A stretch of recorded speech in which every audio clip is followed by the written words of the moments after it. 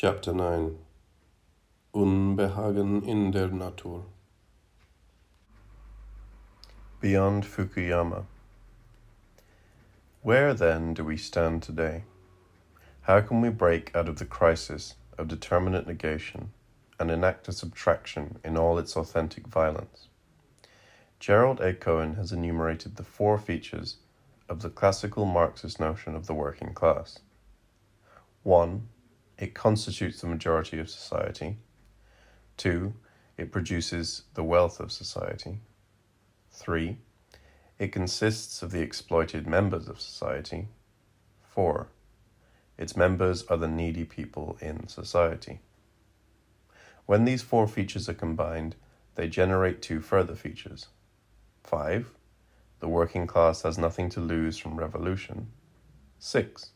It can and will engage in a revolutionary transformation of society. None of the first four features applies to the contemporary working class, which is why features 5 and 6 cannot be generated. Even if some of the features continue to apply to parts of today's society, they are no longer united in a single agent. The needy people in society are no longer the workers, and so on and so forth.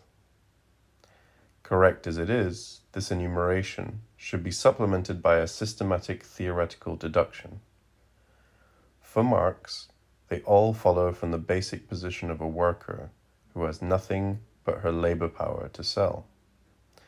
As such, workers are by definition exploited, with the progressive expansion of capitalism.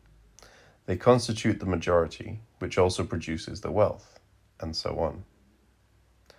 How, then, are we to redefine a revolutionary perspective in today's conditions? Is the way out of this predicament, the combinatoire of multiple antagonisms, their potential overlappings? The underlying problem is, how are we to think the singular universality of the emancipatory subject as not purely formal, that is, as objectively materially determined, but without the working class as its substantial base? The solution is a negative one. It is capitalism itself which offers a negative substantial determination, for the global capitalist system is the substantial base which mediates and generates the excesses, slums, ecological threats, and so on, that open up sites of resistance. It is easy to make fun of Fukuyama's notion of the end of history. But the dominant ethos today is Fukuyamian. Liberal democratic capitalism is accepted as the finally found formula of the best possible society. All that one can do is render it more just, tolerant, and so forth. The only true question today is, do we endorse this naturalization of capitalism, or does contemporary global capitalism contain antagonisms which are sufficiently strong to prevent its indefinite reproduction? Let us cite four such antagonisms. Number 1, ecology. In spite of the infinite adaptability of capitalism, which, in the case of an acute ecological catastrophe or crisis, can easily turn ecology into a new field of capitalist investment and competition, the very nature of the risk involved fundamentally precludes a market solution. Why? Capitalism only works in precise social conditions. It implies trust in the objectivized, reified mechanism of the market's invisible hand, which, as a kind of cunning of reason, guarantees that the competition of individual egotisms works for the common good. However, we are currently experiencing a radical change. Up until now, historical substance, history as an objective process, obeying certain laws, played out its role as the medium and foundation of all subjective interventions. Whatever social and political subjects did, it was mediated and ultimately dominated, overdetermined by the historical substance. What looms on the horizon today is the unprecedented possibility that a subjective intervention will intervene directly into the historical substance, catastrophically disturbing its course by triggering an ecological catastrophe. a fateful biogenetic mutation, a nuclear or similar military-social catastrophe, and so on. No longer can we rely on the safeguarding role of the limited scope of our acts. It no longer holds that whatever we do, history will carry on. For the first time in human history, the act of a single socio-political agent can really alter and even interrupt the global historical process. So that, ironically, it is only today that we can say that the historical process should effectively be conceived not only as substance, but also as subject. This is why, when confronted with singular catastrophic projects, say a political group which intends to attack its enemy with nuclear or biological weapons, we can no longer rely on the standard logic of the cunning of reason, which, precisely, presupposes the primacy of the historical substance over acting subjects. We can no longer adopt the stance of, let us call the bluff of the enemy who threatens us, for he will thereby self-destruct. The price for letting historical reason do its work is too high, since, in the meantime, we may all perish together with the enemy. Recall a frightening detail from the Cuban Missile Crisis. Only later did we learn how close to nuclear war we were during a naval skirmish between an American destroyer and a Soviet B-59 submarine off Cuba on October 27, 1962. The destroyer dropped depth charges near the submarine to try to force it to the surface, not knowing it had a nuclear-tipped torpedo. Vadim Orlov, a member of the submarine crew, told the conference in Havana that the submarine had been authorized to fire it if 3 officers agreed. The officers began a fierce shouting match over whether to sink the ship. 2 of them said yes, and the other said no. "A guy named Arkhipov saved the world," was the bitter comment of a historian on this incident. Number 2. The inadequacy of private property for so-called intellectual property. The key antagonism of the new digital industries is thus how to maintain the form of private property, within which the logic of profit can be maintained. See also the Napster problem, the free circulation of music. And do the legal complications in biogenetics not point in the same direction? A key element of the new international trade agreements is the protection of intellectual property. Whenever, in a merger, a big first-world company takes over a third-world company, the first thing they do is close down the research department. Phenomena emerge here which push the notion of property towards extraordinary dialectical paradoxes. In India, the local community suddenly discovered that medical practices and materials they have been using for centuries are now owned by American companies, so they should be bought from the latter. With the biogenetic companies patenting genes, we are all discovering that parts of ourselves, our genetic components, are already copyrighted, owned by others. The crucial date in the history of cyberspace was February the 3rd, 1976, the day when Bill Gates published his infamous open letter to hobbyists, the assertion of private property in the software domain. As the majority of hobbyists must be aware, most of you steal your software. Most directly, the thing you do is theft. Bill Gates has built his entire empire and reputation on his extreme views about knowledge being treated as if it were tangible property. This was a decisive signal which triggered the battle for the enclosure of the common domain of software. Number 3. The socio-ethical implications of new techno-scientific developments, especially in biogenetics. Fukuyama himself was compelled to admit that biogenetic interventions into human nature are the most serious threat to his vision of the end of history. What is false about today's discussion concerning the ethical consequences of biogenetics, along with similar matters, is that it is rapidly turning into what the Germans called Bindenstrich-Ethik, the ethics of the hyphen, technology ethics, environment ethics, and so on. This ethics does have a role to play, a role homologous to that of the provisional ethic Descartes mentions at the beginning of his discourse on method. When we engage on a new path, full of dangers and shattering new insights, we need to stick to old established rules as a practical guide for our daily lives. although we are well aware that the new insights will compel us to provide a fresh foundation for our entire ethical edifice.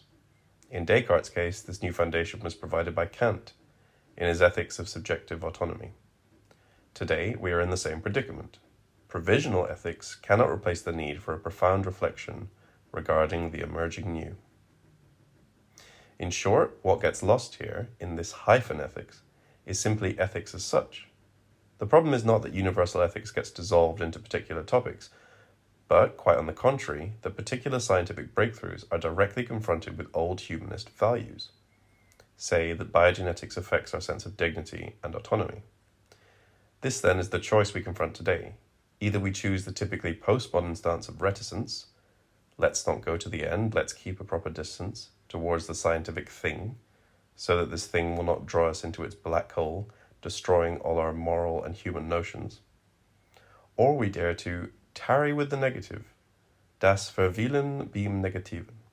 That is, we dare to fully assume the consequences of scientific modernity, with the wager that our mind is a genome, will also function as an infinite judgment. Number 4. And last but not least, new forms of apartheid, new walls and slums. On September 11, 2001, the Twin Towers were hit. 12 years earlier, on November 9, 1989, the Berlin Wall fell. November 9th announced the Happy 90s, the Fukuyama dream that liberal democracy had won, that the search was over, that the advent of a global liberal world community was lurking just around the corner, that the obstacles to this ultra-Hollywood-esque happy ending were merely empirical and contingent, local pockets of resistance where the leaders had not yet grasped that their time was over. In contrast, 9/11 is the key symbol of the end of the Clintonite happy 90s, of the era in which new walls are emerging everywhere, between Israel and the West Bank, around the European Union, along the US-Mexico border. So what if the new proletarian position is that of the inhabitants of slums in the new megalopolises? The explosive growth of slums over the last decades, especially in the third world megacities from Mexico City and other Latin American capitals through Africa, Lagos, Chad, to India, China, the Philippines, and Indonesia, is perhaps the crucial geopolitical event of our times. The case of Lagos, the biggest node in the shantytown corridor of 70 million people that stretches from Abidjan to Ibadan, is exemplary here. According to the official sources themselves, about 2/3 of Lagos State's total landmass, of 3,577 square kilometers, could be classified as shanties or slums. No one even knows the size of its population. Officially it is 6 million, but most experts estimate it at 10 million. Since, sometime very soon, or maybe, given the imprecision of the third world censuses, it has already happened, the urban population of the earth will outnumber the rural population. And since slum inhabitants will compose the majority of the urban population, we are in no way dealing with a marginal phenomenon. We are thus witnessing the fast growth of a population living outside state control, in conditions half outside the law, in terrible need of the minimal forms of self-organization. Although this population is composed of marginalized laborers, sacked civil servants, and ex-peasants, they are not simply a redundant surplus. They are incorporated into the global economy in numerous ways, many of them working as informal wage workers or self-employed entrepreneurs, with no adequate health or social security coverage. The main source of their emergence is the inclusion of third world countries in the global economy, with cheap food imports from the first world countries ruining local agriculture. They are the true symptom of slogans such as development, modernization, and the world market, not an unfortunate accident, but a necessary product of the innermost logic of global capitalism.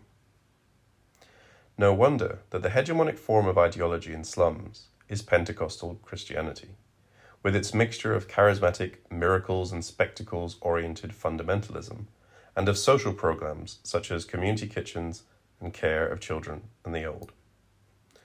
While, of course, one should resist the easy temptation of elevating and idealizing the slum dwellers into a new revolutionary class, one should nonetheless, in Badiou's terms, perceive slums as one of the few authentic evental sites in contemporary society. The slum dwellers are literally a collection of those who are the part of no part, the supernumerary element of society, excluded from the benefits of citizenship, the uprooted and dispossessed, those who really have nothing to lose but their chains. It is indeed surprising how many features of slum dwellers fit the good old Marxist determination of the proletarian revolutionary subject. They are free in the double meaning of the word, even more than the classic proletariat. Freed from all substantial ties, dwelling in a free space, beyond the police regulations of the state. They are a large collective, forcibly thrown together, thrown into a situation where they have to invent some mode of being together, and simultaneously deprived of any support in traditional ways of life, in inherited religious or ethnic life forms. Of course, there is a crucial difference between the slum dwellers and the classical Marxist working class. While the latter is defined in the precise terms of economic exploitation, the appropriation of surplus value generated by the situation of having to sell one's labor power as a commodity on the market, the defining feature of the slum dwellers is socio-political. It concerns their non-integration into the legal space of citizenship with, most of, its incumbent rights.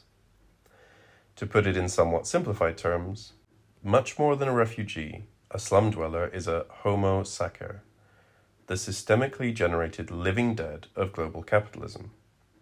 The slum dweller is a kind of negative of the refugee, a refugee from his own community, the figure that state power is not trying to control through concentration, where, to repeat the unforgettable pun from Ernst Lubitsch to be or not to be, those in power do the concentrating, while the refugees do the camping, but pushed into a space beyond control.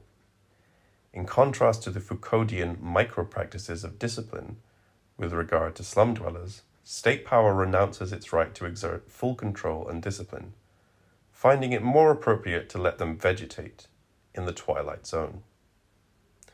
What one finds in the really existing slums is, of course, a mixture of improvised modes of social life, from criminal gangs and religious fundamentalist groups held together by a charismatic leader, up to and including seeds of new forms of socialist solidarity. The slum dwellers are the counterclass to the other newly emerging class, the so-called symbolic class, managers, journalists, and PR people, academics, artists, and so on, which is also uprooted and perceives itself as directly universal. A New York academic has more in common with a Slovene academic than with blacks in Harlem, half a mile from its campus. Is this the new axis of class struggle, or is the symbolic class inherently split, so that one can make the emancipatory wager on a coalition between the slum dwellers and the progressive part of the symbolic class? We should be looking for signs of the new forms of social awareness that will emerge from the slum collectives. They will be the germs of the future. Peter Hallward was right to point out that the poetics of resistance, of deterritorialized nomadic mobility, of creating ligne de fuite, of never being where one is expected to dwell, is not enough. The time has come to start creating what one is tempted to call liberated territories, the well-defined and delineated social spaces in which the reign of the system is suspended. A religious or artistic community, a political organization, and other forms of a place of one's own. This is what makes slums so interesting, their territorial character. While contemporary society is often characterized as the society of total control, slums are the territories within a state's frontiers from which the state has, partially at least, withdrawn its control. Territories which function as white spots, blanks, in the official map of a state territory. Although they are de facto included in a state by the links of the black economy, organized crime, religious groups, and so forth, the state's control is nonetheless suspended. They are domains outside the rule of law. In the map of Berlin that one could buy in the now-defunct GDR, the area of West Berlin was left blank, a weird hole in the detailed structure of the big city. When Christa Wolf, the well-known East German half-dissident writer, took her small daughter to East Berlin's TV tower, from which one had a nice view over prohibited West Berlin, the small girl shouted happily, "Look, mother, it is not white over there. there are houses with people like here, as if discovering a hidden slum zone. This is why the destructured masses, poor and deprived of everything, situated in a non-proletarianized urban environment, constitute one of the principal horizons of the politics to come. These masses, therefore, are an important factor in the phenomenon of globalization. A genuine form of globalization today will be found in the organization of these masses on a worldwide scale, if possible, whose conditions of existence are essentially the same. Whoever lives in the banlieues of Bamako or Shanghai is not essentially different from someone who lives in the banlieue of Paris or the ghettos of Chicago. Indeed, if the principal task of the emancipatory politics of the 19th century was to break the monopoly of the bourgeois liberals by politicizing the working class, and if the task of the 20th century was to politically awaken the immense rural populations of Asia and Africa, the principal task of the 21st century is to politicize, organize, and discipline the destructured masses of slum dwellers. Hugo Chávez's greatest achievement in the first years of his rule was precisely the politicization, inclusion into political life, social mobilization of slum dwellers. In other countries, they mostly persist in apolitical inertia. It was this political mobilization of the slum dwellers which saved him from a US-sponsored coup. To the surprise of everyone, Chávez included, the slum dwellers descended en masse to the affluent city center, tipping the balance of power to his advantage. The course on which Chávez embarked from 2006 is the exact opposite of the postmodern left's mantra regarding deterritorialization, rejection of statist politics, and so on. Far from resisting state power, he grabbed power, first by an attempted coup, then democratically, ruthlessly using the state apparatuses and interventions to promote his goals. Furthermore, he is militarizing the favelas, organizing the training of armed units. And the ultimate taboo, now that he is feeling the economic effects of the resistance to his rule by capital, temporary shortages of some goods in the state-subsidized supermarkets, he has announced the constitution of his own political party. Even some of his allies are skeptical about this move. Does it signal a return to the politics of the party state? However, one should fully endorse this risky choice. The task is to make this party function not like the usual populist or liberal parliamentary party, but as a focus for the political mobilization of new forms of politics, like the grassroots communal committees. So what should we say to someone like Chávez? No, do not grab state power, just subtract yourself, leave the laws of the state situation in place. Chávez is often dismissed as a clownish comedian, but would such subtraction not really reduce him to a new version of Subcomandante Marcos of the Zapatista movement in Mexico, to whom many leftists now rightly refer as Subcomediante Marcos? Today it is the big capitalists, from Bill Gates to the ecological polluters, who resist the state. The four features presupposed in the Marxist notion of the proletariat are, of course, grounded in the singularly capitalist mechanism. They are four effects of the same structural cause. Is it possible to do the same with the four antagonisms that threaten the indefinite self-reproduction of global capital, to deduce them from the same cause? The task may appear almost as difficult as the great task of contemporary physics, the development of a unified theory, which would deduce the four fundamental forces, gravity, electricity, magnetism, weak atomic force, strong atomic force, from one and the same underlying feature or law. Perhaps one could even map Cohn's four features onto the second tetrad. The majority principle appears as ecology, a topic which concerns us all. Poverty characterizes those who are excluded and live in slums. Wealth production is more and more something which depends on scientific and technological developments like biogenetics.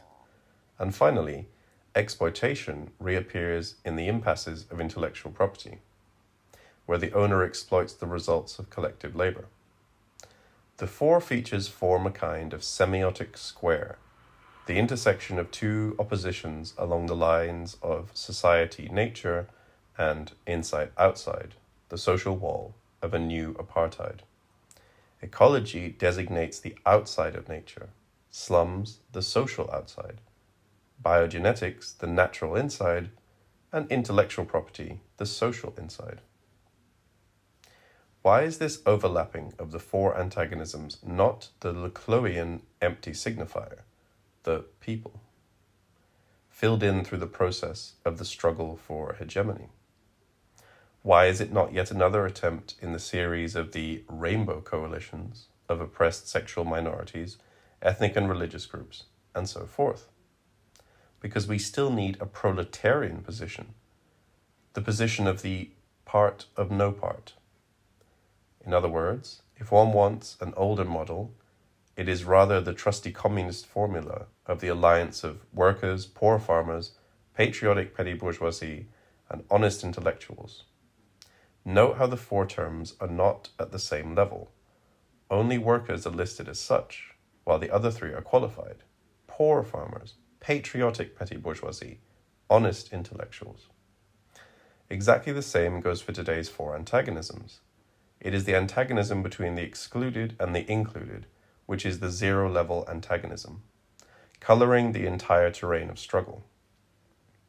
Consequently, only those ecologists are included who do not use ecology to legitimize the oppression of the polluting poor, trying to discipline the third world countries. Only those critics of biogenetic practices who resist the conservative, religious humanist ideology, which all too often sustains this critique. Only those critics of intellectual private property who do not reduce the problem to a legalistic issue.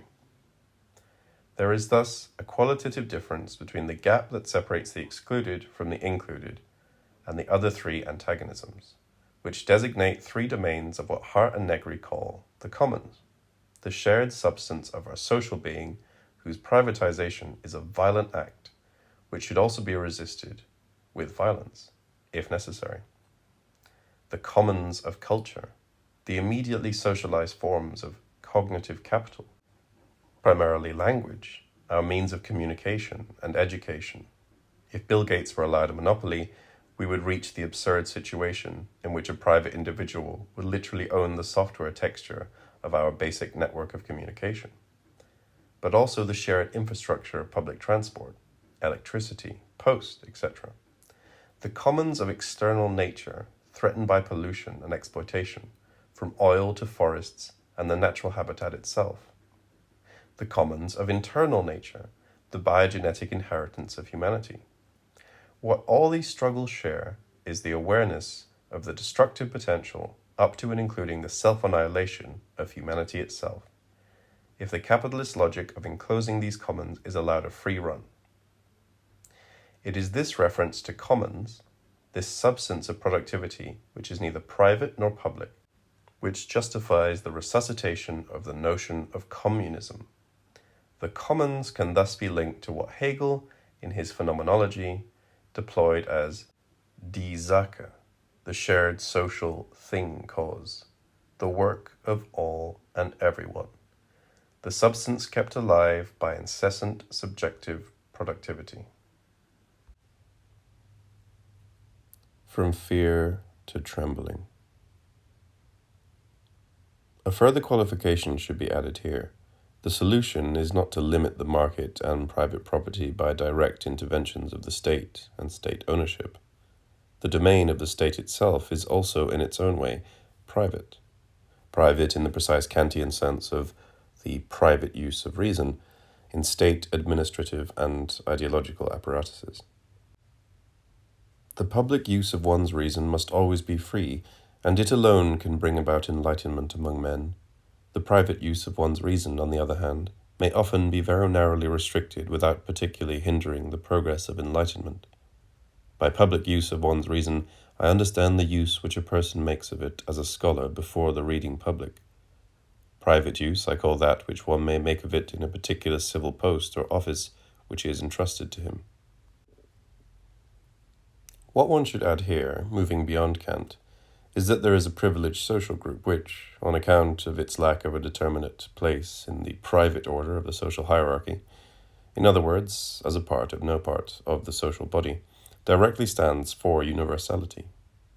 It is only the reference to those excluded, to those who dwell in the blanks of the space of the state, that enables true universality. There is nothing more private than a state community which perceives the excluded as a threat and worries how to keep the excluded at a proper distance. In other words, as we have already seen, in the series of the four antagonisms, the one between the included and the excluded is the crucial one, the point of reference for the others. Without it, all others lose their subversive edge. Ecology turns into a problem of sustainable development, intellectual property into a complex legal challenge, biogenetics into an ethical issue. One can sincerely fight for ecology, defend a broader notion of intellectual property, oppose the copywriting of genes, while not questioning the antagonism between the included and the excluded. What is more, one can even formulate some of these struggles in terms of the included threatened by the polluting excluded. In this way, we get no true universality, only private concerns in the Kantian sense of the term. Corporations such as Whole Foods and Starbucks continue to enjoy favor among liberals, even though they both engage in anti-union activities. The trick is that they sell products that claim to be politically progressive acts, in and of themselves. One buys coffee made with beans bought from the growers at fair prices. One drives a hybrid vehicle. One buys from companies that provide good benefits for their employees, according to the corporation's own standards, and so on. Political action and consumption become fully merged. In short, without the antagonism between the included and the excluded, we may well find ourselves in a world in which Bill Gates is the greatest humanitarian fighting against poverty and diseases, and Rupert Murdoch the greatest environmentalist, mobilizing hundreds of millions through his media empire. And one should be clear at this point.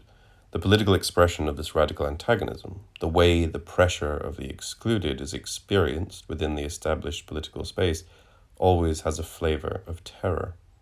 The lesson is thus the one rendered long ago by Athena towards the end of Aeschylus's Eumenides. As for terror, don't banish it completely from the city. What mortal man is truly righteous without being afraid? Those who sense the fear revere what's right. With citizens like these, your country and your city will be safe, stronger than anything possessed by men. How are we to read these famous lines? Do they really point towards the manipulation of the politics of fear we know today? The first obstacle to such a reading is the obvious fact that Athena does not evoke the fear of an external enemy whose threat justifies the disciplined unity and possible defensive measures of the city-state. The fear is here the fear of divine justice itself, of its blinding authority, from the perspective of modern subjectivity, which is our perspective here. The object of this fear is the abyss of subjectivity itself, its terrifying power of self-relating negativity. It is the terrifying encounter of this dramatic core that Heidegger had in mind when he claimed that terror, Schrecken, was necessary if modern man was to be awakened from his metaphysico-technological slumber into a new beginning. We must principally concern ourselves with preparing for man the very basis and dimension upon which and within which something like a mystery of his Dasein could once again be encountered. We should not be at all surprised if the contemporary man in the street feels disturbed or perhaps sometimes dazed and clutches all the more stubbornly at his idols when confronted with this challenge and with the effort required to approach this mystery. It would be a mistake to expect anything else. We must first call for someone capable of instilling terror into our Dasein again. Heidegger thus opposes wonder as the basic disposition of the first, Greek, beginning to terror, as the basic disposition of the second new beginning. In wonder, the basic disposition of the first beginning, beings first come to stand in their form. Terror, the basic disposition of the other beginning, reveals behind all progress and all domination over beings a dark emptiness of irrelevance. The thing to note here is that Heidegger uses the word terror and not anxiety. Hegel said something similar in his analysis of the master and servant, bondage, when he emphasized that since the bondsman is also a self-consciousness, the master is taken to be the essential reality for the state of bondage. Hence, for it, the truth is the independent consciousness existing for itself, although this truth is not taken yet as inherent in bondage itself. Still, it does in fact contain within itself this truth of pure negativity and self-existence, because it has experienced this reality within it. For this consciousness was not in peril and fear for this element or that, nor for this or that moment of time. It was afraid for its entire being. It felt the fear of death, the sovereign master. It had been in that experience melted to its inmost soul, has trembled throughout its every fibre, and all that was fixed and steadfast has quaked within it. This complete perturbation of its entire substance, this absolute dissolution of all its stability into fluent continuity is, however, the simple, ultimate nature of self-consciousness, absolute negativity, pure self-referent existence, which consequently is involved in this type of consciousness. This moment of pure self-existence is moreover a fact for it, for in the master it finds this as its object. Further, this bondsman's consciousness is not only this total dissolution in a general way. In serving and toiling, the bondsman actually carries this out. By serving, he cancels in every particular aspect his dependence on and attachment to natural existence, and by his work removes this existence away. The servant is thus in himself already free, his freedom being embodied outside himself in his master. It is in this sense that Christ is our master and simultaneously the source of our freedom. Christ's sacrifice set us free. How? Neither as the payment for our sins, nor as legalistic ransom, but as when we are afraid of something, and fear of death is the ultimate fear that makes us slaves. And a true friend says, "Don't be afraid. Look, I will do it. What are you so afraid of? I will do it not because I have to, but out of my love for you. I am not afraid." He does it, and in this way sets us free, demonstrating in Act 2 that it can be done, that we too can do it, that we are not slaves. Recall from Ayn Rand's The Fountainhead the description of the momentary impact Howard Rourke makes on the members of the audience in the courtroom where he is standing trial. Rourke stood before them, as each man stands in the innocence of his own mind. But Rourke stood like that before a hostile crowd, and they knew suddenly that no hatred was possible to him. For the flash of an instant they grasped the manner of his consciousness. Each asked himself, "Do I need anyone's approval? Does it matter?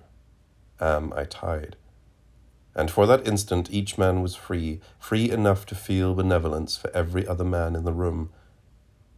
It was only a moment, the moment of silence when Rourke was about to speak. This is the way Christ brings freedom. When confronting him, we become aware of our own freedom, and does not, mutatis mutandis, the same hold for Che Guevara. The photos showing him under arrest in Bolivia, surrounded by government soldiers, have a weird, Christological aura, as if we see a tired but defiant Christ on his way to crucifixion. No wonder that, when, moments prior to his death, the executioner's pistol already aimed at him, the hand holding it trembling, Guevara looked at him and said, "Aim well, you are about to kill a man." His version of Ecce Homo. And indeed, is the basic message of Guevara not precisely this, the message of how, in and through all his failures, he persisted? He went on. One can imagine him thinking in the desperate last days in Bolivia a version of the last words of Samuel Beckett's The Unnameable. "In the silence you don't know. You must go on. I cannot go on. I'll go on. In an unsurpassable irony of history, after the triumph of the Cuban Revolution, everything he did was a failure. The dismal failure of his economic policies as the Cuban Minister of Economy. After a year, food had to be rationed. The failure of his Congo adventure, the failure of his last mission in Bolivia. However, all these human, all too human failures somehow fade into the background, the backdrop against which the contours of his properly overhuman, or why not inhuman, figure appear, confirming Badiou's motto that the only way to be truly human is to exceed ordinary humanity, tending towards the dimension of the inhuman.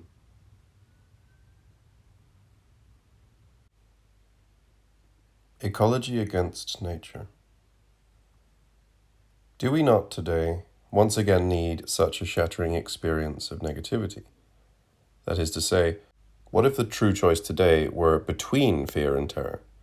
The expression fear and trembling assumes the identity of the two terms, as if they point towards the two aspects of the same phenomenon. What if, however, one has to introduce a gap between the two, so that trembling, being terrorized, is, at its most radical, the only true opposition to fear? In other words, one can break out of this fear not through a desperate search for safety, but, on the contrary, by pushing on to the end, by accepting the nullity of that which we are afraid to lose. Isaac Asimov said somewhere that there are two possibilities. Either we are alone in the universe, there is nobody out there watching us, or there is somebody out there. And both possibilities are equally unbearable. So, from the fear of losing our anchorage in the big other, we should pass to the terror of there being no big other. The old formula, there is nothing to fear but fear itself, acquires thus a new and unexpected meaning. The fact that there is nothing to fear is the most terrifying fact imaginable. Terror is this self-related or self-negated fear.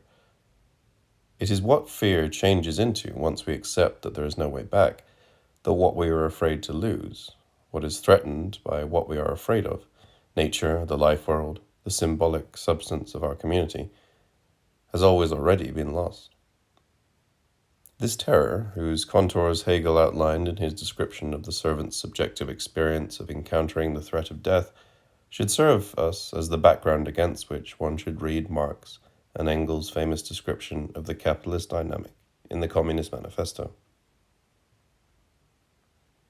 Constant revolutionizing of production, uninterrupted disturbance of all social conditions, everlasting uncertainty and agitation distinguish the bourgeois epoch from all earlier ones. All fixed, fast-frozen relations with their train of ancient and venerable prejudices and opinions are swept away. All new-formed ones become antiquated before they can ossify. All that is solid melts into air. All that is holy is profaned.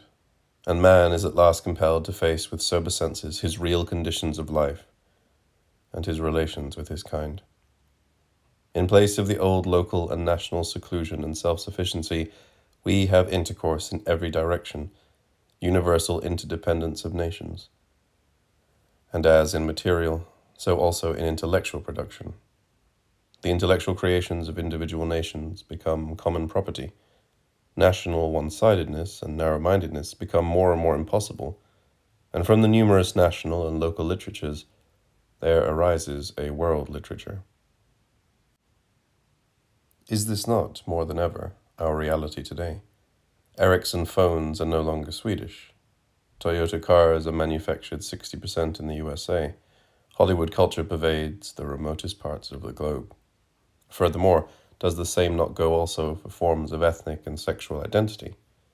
Should we not supplement Marx's description in this sense, adding that also sexual one-sidedness and narrow-mindedness become more and more impossible? That concerning sexual practices, it is also true that all that is solid melts into air, all that is holy is profaned. So that capitalism tends to replace standard normative heterosexuality with a proliferation of unstable shifting identities and or orientations. And today, with the latest biogenetic developments, we are entering a new phase in which it is simply nature itself which melts into air. The main consequence of the scientific breakthroughs in biogenetics is the end of nature.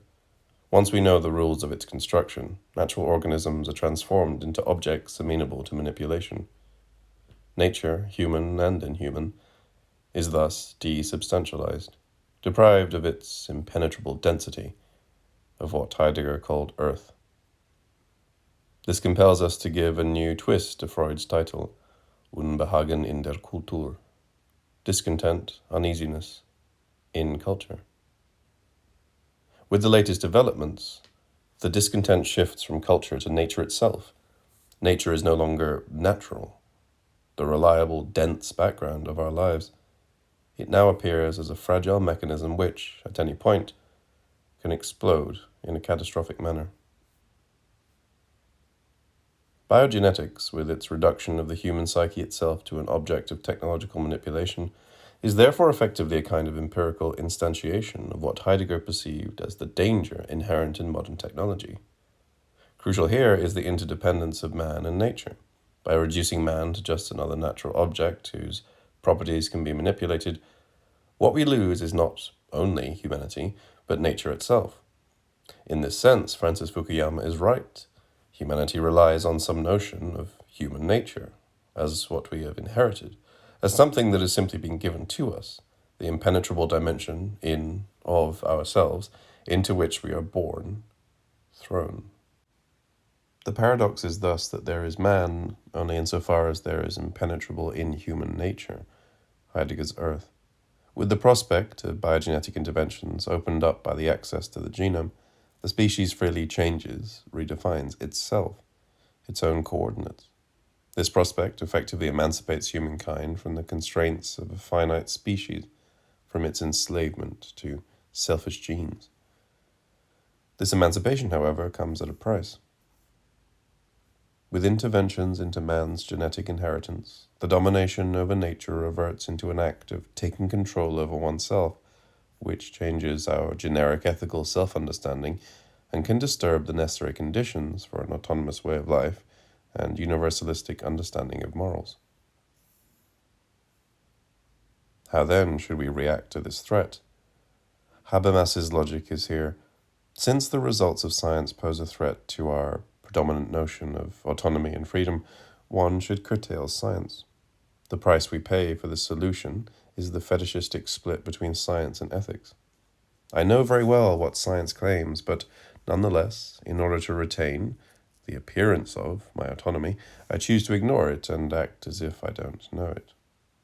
This prevents us from confronting the true question: how do these new conditions compel us to transform and reinvent the very notions of freedom, autonomy, and ethical responsibility?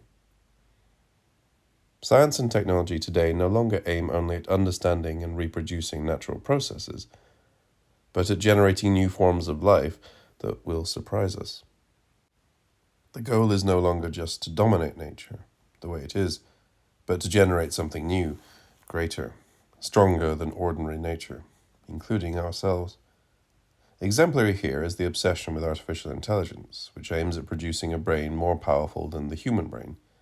The dream that sustains the scientific technological endeavor is to trigger a process with no return, a process that would exponentially reproduce itself and go on, autonomously. The notion of second nature is therefore today more pertinent than ever, in both its main meanings. First, literally, as the artificially generated new nature, monsters of nature, deformed cows and trees, or, a more positive dream, genetically manipulated organisms, enhanced in the manner that suits us. Then, second nature in the more standard sense, of the autonomization of the results of our own activity, the way our acts elude us in their consequences, the way they generate a monster with a life of its own. It is this horror at the unforeseen results of our own acts that causes shock and awe, not the power of nature over which we have no control. It is this horror that religion tries to domesticate. What is new today is the short circuit between these two senses of second nature. Second nature in the sense of objective fate, of autonomized social process, is generating second nature in the sense of artificially created nature, of natural monsters. Namely, the process which threatens to run out of control is no longer just the social process of economic and political development, but new forms of natural processes themselves, from unpredictable nuclear catastrophes to global warming and the unimaginable consequences of biogenetic manipulation. Can one even imagine what would be the unprecedented result of the nanotechnological experiments, new life forms reproducing themselves out of control in a cancer-like way, for example? Here is a standard description of this fear. Within 50 to 100 years, a new class of organisms is likely to emerge. These organisms will be artificial in the sense that they will originally be designed by humans. However, they will reproduce and will evolve into something other than their original form. They will be alive under any reasonable definition of the word. The pace of evolutionary change will be extremely rapid. The impact on humanity in the biosphere could be enormous, larger than the Industrial Revolution, nuclear weapons, or environmental pollution. This fear also has its clear libidinal dimension. It is the fear of the asexual reproduction of life, the fear of an undead life that is indestructible, constantly expanding, reproducing itself through self-division. And, as always in the history of the last 2 millennia, the greatest master of exploiting this fear is the Catholic Church. Its predominant strategy today is that of trying to contain the scientific real within the confines of meaning. It is, as an answer to the scientific real, materialized in biogenetic threats, that religion is finding its new raison d'etre. Far from being effaced by science, religion, and even the syndicate of religions in the process of formation, is progressing every day. Lacan said that ecumenism was for the poor of spirit.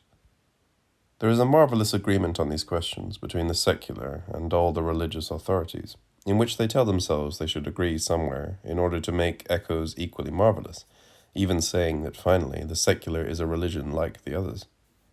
We see this because it is revealed in effect that the discourse of science is partly connected with the death drive. Religion is planted in the position of unconditional defense of the living, of life in mankind, as guardian of life, making life an absolute. And that extends to the protection of human nature. This is what gives a future to religion through meaning, namely by erecting barriers to cloning, to the exploitation of human cells, and to inscribe science in a tempered progress. We see a marvelous effort, a new youthful vigor of religion in its effort to flood the real with meaning. The Church's message of hope thus relies on a pre-existing fear. It evokes and formulates the fear to which it then offers a solution of hope and faith. The life that it promises in its defense of the culture of life is not a positive life, but a reactive life, a defense against death. We are dealing here with the latest version of the fear first formulated in Mary Shelley's Frankenstein. The dilemma faced by many interpreters of Frankenstein concerns the obvious parallel between Victor and God, on the one side, and the monster and Adam on the other. In both cases, we are dealing with a single parent creating a male progeny in a non-sexual way. In both cases, this is followed by the creation of a bride, a female partner. This parallel is clearly indicated in the novel's epigraph, Adam's complaint to God. Did I request thee, Maker, from my clay, to mold me man? Did I solicit thee from darkness to promote me? Paradise Lost, 10. It is easy to note the problematic nature of this parallel. If Victor is associated with God, how can he also be the Promethean rebel against God? Recall the novel's subtitle, or the modern Prometheus. The answer seems to be a simple one, spelled out by Shelley herself. Victor's sin is precisely that of presumption, of acting like God, engaging in an act of creation, of human life, the crown of the divine creation, which is and should remain the exclusive prerogative of God. If man tries to imitate God and do something for which he lacks qualifications, the result can only be monstrous. There is, however, also a different Chestertonian reading. There is no problem here. Victor is like God precisely when he commits the ultimate criminal transgression and confronts the horror of its consequences, since God is also the greatest rebel, against himself, ultimately. The king of the universe is the supreme criminal anarchist. Like Victor, In creating man, God committed the supreme crime of aiming too high, of creating a creature in his own image, new spiritual life, precisely like today's scientists who dream of creating an artificially intelligent living being. No wonder that his own creature escaped his control and turned against him. So what if the death of Christ, of himself, is the price God has to pay for his crime? It is precisely within the domain of ecology that one can draw the line that separates the politics of emancipatory terror from the politics of fear at its purest. By far the predominant version of ecology is the ecology of fear, fear of a catastrophe, human-made or natural, that may deeply perturb, destroy even, human civilization. Fear that pushes us to plan measures to protect our safety. This fear and pessimism are, as a rule, fake, as pointed out by Hans-Georg Gadamer. The pessimist is disingenuous because he is trying to trick himself with his own grumbling. Precisely while acting the pessimist, he secretly hopes that everything will not turn out as bad as he fears. Does this same tension between the enunciated and the position of enunciation not characterize today's ecological pessimism? The more those who predict a catastrophe insist on it, the more they secretly hope the catastrophe will not occur. The first thing that strikes the eye apropos this fear is the way it remains conditioned by ideological trends. 2 decades ago, everyone, especially in Europe, was talking about Waldsterben, the dying of the forests. The topic was present on the covers of all popular weeklies. Now it has almost disappeared. Although concerns about global warming explode from time to time and are gaining more and more scientific credibility, ecology as an organized socio-political movement has, to a large degree, disappeared. Furthermore, ecology often lends itself to ideological mystifications, as a pretext for New Age obscurantisms, praising pre-modern paradigms and so forth, or for neo-colonialism, first world complaints that the fast development of third world countries like Brazil or China threatens us all. By destroying the Amazon rainforests, the Brazilians are killing the lungs of the earth. Or as an honorable cause for liberal communists. Buy green, recycle. As if taking ecology into account justifies capitalist exploitation. This ecology of fear has every chance of developing into the predominant form of ideology of global capitalism, a new opium for the masses replacing declining religion. It takes over the old religion's fundamental function, that of having an unquestionable authority which can impose limits. The lesson this ecology is constantly hammering away at is our finitude. We are not Cartesian subjects extracted from reality. We are finite beings embedded in a biosphere which vastly transcends our horizon. In our exploitation of natural resources, we are borrowing from the future, so we should start treating our earth with respect, as something that is ultimately sacred, something that should not be totally unveiled, that should and will forever remain a mystery, a power we should trust, not dominate. While we cannot gain full mastery over our biosphere, it is unfortunately in our power to derail it, to disturb its balance, so that it will run amok, wiping us away in the process. This is why, although ecologists are all the time demanding that we radically change our way of life, underlying this demand is its opposite, a deep distrust of change, of development, of progress. Every radical change can have the unintended consequence of triggering a catastrophe. It is this distrust which makes ecology the ideal candidate for the hegemonic ideology, since it echoes the anti-totalitarian post-political distrust of large collective acts. One of the most effective fictional versions of this distrust is Stephen Fry's Making History, about a scientist traumatized by Hitler and the Nazi crimes who, in the 1950s, discovers a way to cross the time barrier and intervene in the past in a limited way. He decides to change the chemical composition of the stream from which the village of Hitler's parents was getting water, so that it renders women infertile. The experiment succeeds and Hitler is not born. However, when we switch into the alternate reality, the scientist discovers with horror what he has caused. Instead of Hitler, a more intelligent, upper-class, high-ranking officer led the Nazis to victory. The Nazis win the war and kill many more Jews than perished in the Holocaust, even obliterating the memory of their act. The scientist spends the rest of his life trying to intervene again in the past in order to undo the results of his first intervention and to return us to the good old world with Hitler. Such distrust was given a new impetus by biogenetics, which is on the verge of a crucial breakthrough. Up until now, geneticists were confined to tinkering and tweaking what nature had already produced, taking a gene from a bacterium, say, and inserting it into the chromosome of corn or pigs. What we're talking about is producing life that is wholly new, not in any way a genetic descendant of the primordial mother cell. The initial members of each newly created breed will have no ancestors at all. The genome itself of the organism will be artificially put together. First, individual biological building blocks are to be fabricated, then they are to be combined in an entirely new synthetic self-replicating organism. Scientists designate this new life form as Life 2.0. And what is so unsettling about it is that natural life itself becomes thereby Life 1.0. It retroactively loses its spontaneous natural character, becoming one in the series of synthetic projects. That is what the end of nature means. Synthetic life is not just supplementing natural life. It turns natural life into a confused, imperfect species of synthetic life. The prospects are, of course, breathtaking. From microorganisms which detect cancer cells and eliminate them, to whole factories which transform solar energy into usable fuel. However, the main limitation of this endeavor is no less obvious.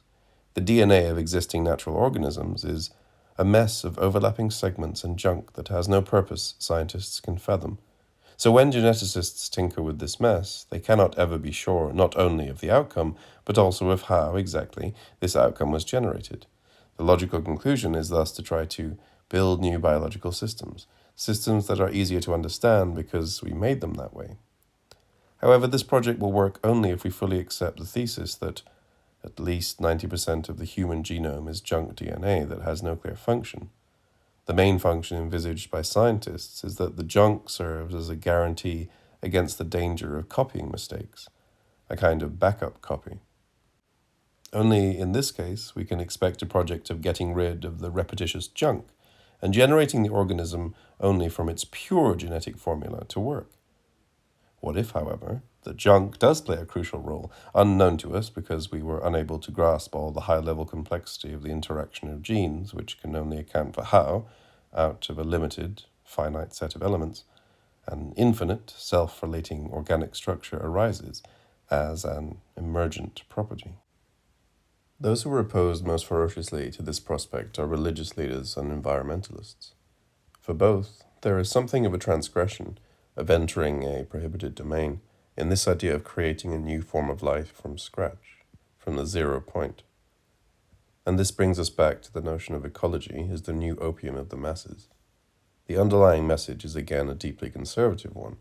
Any change can only be a change for the worse. Behind much of the resistance to the notion of synthetic life is the intuition that nature, or God, created the best of possible worlds.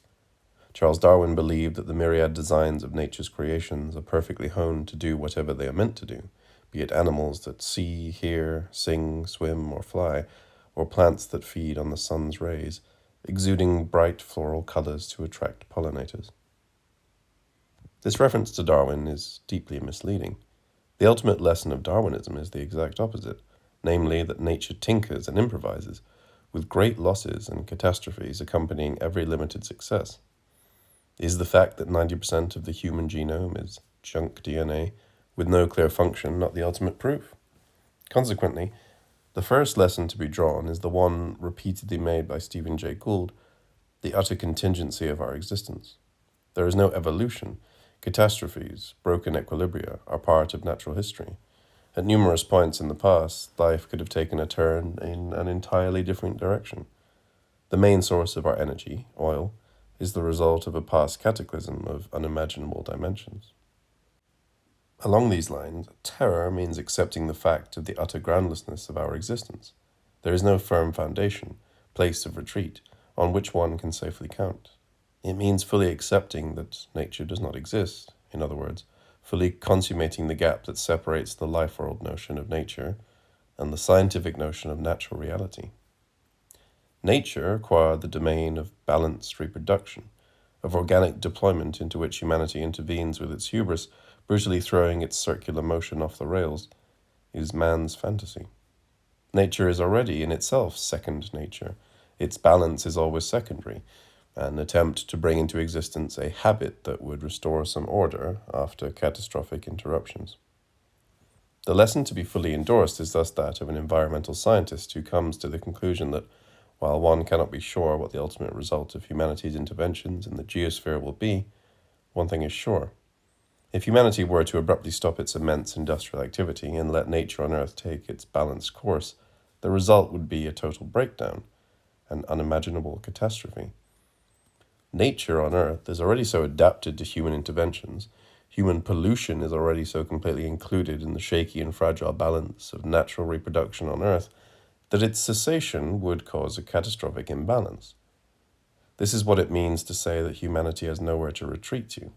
Not only is there no big other, self-contained symbolic order as the ultimate guarantee of meaning, there is also no nature qua balanced order of self-reproduction, whose homeostasis is disturbed, nudged off course, by unbalanced human interventions. Not only is the big other barred, but nature too is barred. One should thus become aware not only of the limitation of the ideology of progress, but also of the limitation of the Benjaminian notion of the revolution as applying the emergency brake on the runaway train of progress. It is too late for that too. In his Reflections on the Edge of Askja, Paul Skulason reports how he was affected by Askja, a volcanic lake and valley in the middle of Iceland, surrounded by snow-covered mountains. Askja is the symbol of objective reality, independent of all thought, belief, and expression, independent of human existence. It is a unique natural system within which mountains, lakes, and sky converge in a volcanic crater. Askja, in short, symbolizes the Earth itself. It is the Earth as it was, is, and will be, for as long as this planet continues to orbit in space, whatever we do and whether or not we are here on this Earth. Coming to Askja is like coming to the Earth itself for the first time, finding one's earthly grounding. Gilles Deleuze often played with the motif of how, in becoming post-human, we should learn to practice a perception as it was before men, or after, released from their human coordinates. Skulason seems to be describing just such an experience, the experience of subtracting oneself from the immediate immersion into the surrounding world of objects which are ready at hand, moments of our engaged relationship with reality. Or is he? Let us take a closer look at what kind of experience he is rendering. The world suddenly strikes us in such a way that reality presents itself as a seamless whole. The question that then arises concerns the world itself and the reality that it orders into a totality. Is the world really a unified totality? Isn't reality just an infinitely variegated manifold of particular phenomena? One should be Hegelian here.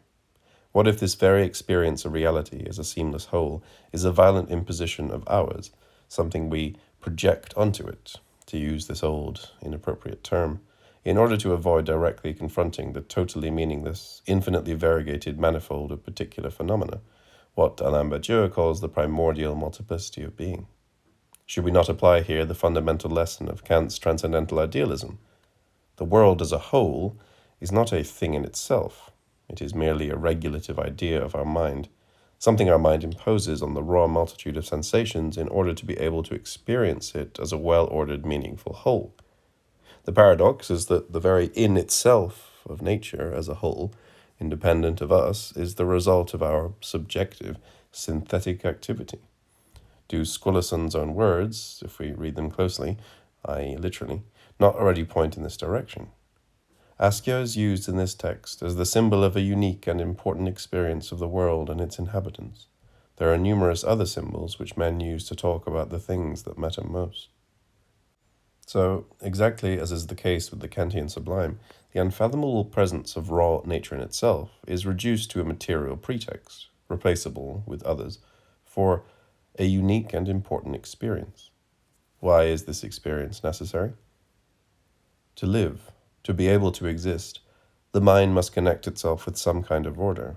It must apprehend reality as an independent whole, and must bind itself in a stable fashion to certain features of what we call reality. It cannot bind itself to the ordinary world of everyday experience, except by taking it on faith that reality forms an objective whole, a whole which exists independently of the mind. The mind lives, and we live, in a relationship of faith with reality itself. This relationship is likewise one of confidence in a detached reality, a reality which is different and other than the mind. We live and exist in this relationship of confidence, which is always by its nature uncertain and insecure. The relationship of confidence is originally and truly always a relationship with reality as a natural totality, as nature. One should note here the refined analysis of the tension between the inhabitable and the uninhabitable. In order to inhabit a small part of reality that appears within our horizon of meaning, we have to presuppose that reality in itself, different and other than the mind, which sustains our world, is part of reality as an ordered and seamless whole. In short, we have to have faith and confidence in reality. Nature in itself is not merely a meaningless composite of multiples, it is nature. What, however, if this relationship of faith in nature, in the primordial harmony between mind and reality, is the most elementary form of idealism, of reliance on the big other? What if the true materialist position starts, and in a way ends, with the acceptance of the in itself as a meaningless chaotic manifold? One is tempted here to turn again to Iceland's unique natural landscape, the magnificent misty green coastal plain in the south, scattered with large rocks covered with wet green-brown moss, cannot but appear as nature run amok, full of pathological cancerous protuberances. What if this is much closer to nature in itself than the sublime images of seamless wholes? Indeed, what we need is an ecology without nature. The ultimate obstacle to protecting nature is the very notion of nature we rely on. The true source of our problems is not the most significant event to affect Western culture during recent centuries, namely the breakdown of the relationship between man and nature, the retreat of the relationship of trust. On the contrary, this very relationship of faith with reality itself is the main obstacle that prevents us from confronting the ecological crisis at its most radical. That is to say, with regard to the prospects of an ecological catastrophe, it is too easy to attribute our disbelief in it to the impregnation of our minds by scientific ideology, which leads us to dismiss the sane concerns of our common reason, namely, the gut sense which tells us that something is fundamentally wrong with the scientific technological attitude. The problem is much deeper. It resides in the unreliability of our common sense itself, which, habituated as it is to our ordinary life world, finds it difficult to really accept that the flow of everyday reality can be perturbed. Our attitude here is that of the fetishistic split. I know very well that global warming is a threat to the entire humanity, but nonetheless, I cannot really believe it. It is enough to see the natural world to which my mind is connected. Green grass and trees, the sighing of the breeze, the rising of the sun. Can one really imagine that all this will be disturbed? You talk about the ozone hole, but no matter how much I look into the sky, I don't see it. All I see is the sky, blue or gray. The problem is thus that we can rely neither on the scientific mind nor on our common sense. They both mutually reinforce each other's blindness. The scientific mind advocates a cold, objective appraisal of dangers and risks involved where no such appraisal is really possible, while common sense finds it hard to accept that a catastrophe can really occur. The difficult ethical task is thus to unlearn the most basic coordinates of our immersion into our life world. What usually served as the recourse to wisdom, basic trust in the background coordinates of our world, is now the source of danger. We should really grow up and learn to cut this ultimate umbilical cord to our life sphere. The problem with the science and technology attitude is not its detachment from our life world, but the abstract character of this detachment, which compels the science and technology attitude to combine itself with the worst elements of our life world immersion. Scientists perceive themselves as rational, able to appraise potential risks objectively. For them, the only unpredictable, irrational elements are the panic reactions of the uneducated masses. With ordinary people, a small and controllable risk can spread and trigger global panic, since they project onto the situation their disavowed fears and fantasies. What scientists are unable to perceive is the irrational, inadequate nature of their own cold and distanced appraisal. Contemporary science serves two properly ideological needs for hope and censorship, which were traditionally taken care of by religion. Science alone has the power to silence heretics. Today, it is the only institution that can claim authority. Like the church in the past, it has the power to destroy or marginalize independent thinkers. From the standpoint of anyone who values freedom of thought, this may be unfortunate, but it is undoubtedly the chief source of science's appeal. For us, science is a refuge from uncertainties, promising, and in some measure delivering, the miracle of freedom from thought, while churches have become sanctuaries for doubt. Indeed, as Nietzsche put it more than a century ago, "Oh, how much is today hidden by science! Oh, how much it is expected to hide." However, we are not talking here about science as such, so the idea of science sustaining freedom from thought is not a variation on Heidegger's notion that science doesn't think. We are talking about the way science functions as a social force, as an ideological institution. At this level, its function is to provide certainty, to be a point of reference on which one can rely, and to provide hope. New technological inventions will help us against diseases, and so on. In this dimension, science is, in Lacanian terms, university discourse at its purest. S2, knowledge, whose truth is S1, master signifier, power. The paradox effectively is that today, science provides the security which was once guaranteed by religion.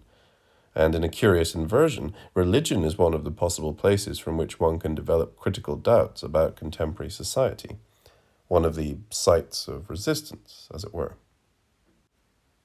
Louis Dumont noted the paradox of cognitivist reduction naturalization. Man finally master of himself, recreating his own genome. But who is the agent here? The blind circuit of neurons? Here the tension between the enunciated content and the position of enunciation, what Foucault referred to as the transcendental empirical doublet, is pushed to an extreme point. The more the enunciated content is limited to an objective material process, the more the position of enunciation is reduced to a pure cogito, the void of an empty subject. This brings us to the problem of free will. Compatibilists such as Daniel Dennett have an elegant solution to the incompatibilists' complaints about determinism. When incompatibilists complain that our freedom cannot be combined with the fact that all our acts are part of the great chain of natural determinism, they secretly make an unwarranted ontological assumption. First, they assume that we, the self, the free agent, somehow stand outside reality, and then go on to explain how they feel oppressed by the notion that reality, with its determinism, controls them totally. This is what is wrong with the notion of us being imprisoned by the chains of natural determinism. We thereby obfuscate the fact that we are part of reality, that the possible local conflict between our free striving and external reality, resisting it, is a conflict inherent to reality itself. That is to say, there is nothing oppressive and constraining about the fact that our innermost strivings are predetermined. When we feel thwarted in our freedom by the constraining pressure of external reality, there must be something in us, some desires, strivings, which are thus thwarted, and where should these strivings come from if not from the same reality? Our free will does not in some mysterious way disturb the natural course of things. It is part and parcel of this course. For us to be truly and radically free, this would entail there being no positive content that we want to impose as our free act. If we want nothing external and particular given to determine our behavior, then this would involve being free of every part of ourselves. When a determinist claims that our free choice is determined, this does not mean that our free will is somehow constrained, that we are forced to act against our free will. What is determined is the very thing that we want to do freely. That is, without being thwarted by external obstacles.